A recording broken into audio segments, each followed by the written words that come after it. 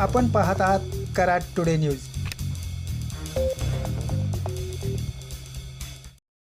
सध्या सुरू असलेल्या पावसामुळे पुणे बेंगलोर महामार्गावर कोल्हापूर नाका मलकापूर येथे टाटा मोटर्स या ठिकाणी महामार्गासह सेवा रस्त्यावर मोठ्या प्रमाणात पाणी साचले आहे।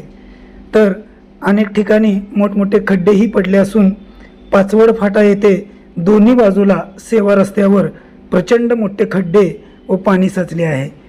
पाचवड फाटा येथे महामार्गावरही पाणी साचल्याचे दिसून येत आहे।